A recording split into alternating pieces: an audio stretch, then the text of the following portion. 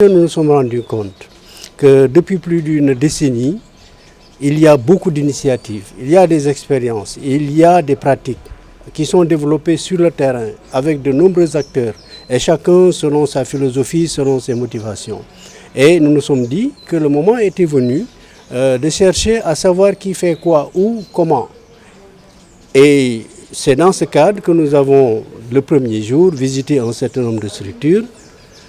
Alors, depuis hier, nous sommes en train donc de rassembler les informations afin que nous puissions proposer au pouvoir public des modèles qui soient des modèles coût efficaces, coût efficients et qui permettraient de passer rapidement à l'échelle. Ce que nous recherchons ici, comme nous avons dit, ce sont des expériences réussies.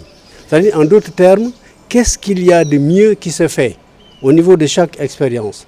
Et c'est dans ce cadre que nous avons pu constater quand même qu'il y a de bonnes initiatives, notamment dans l'implication communautaire, notamment dans les activités qui sont faites, qui sont développées avec les enfants, notamment dans l'amélioration de l'environnement.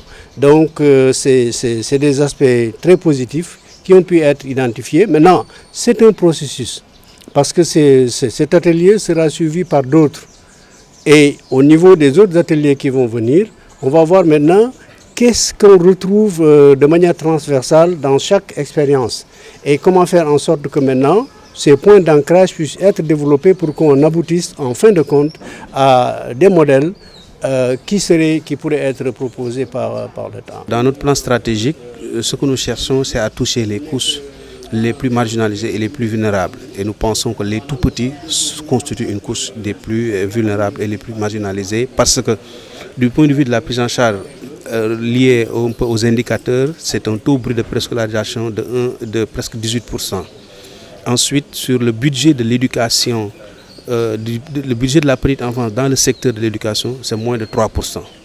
Et je pense que si on veut arriver à des résultats liés à l'objectif du président suite à sa directive numéro 2 lors des assises de l'éducation, on devrait aller à faire beaucoup de plaidoyer, beaucoup d'influencing pour que ce sous-secteur-là puisse encore avoir des lendemains meilleurs.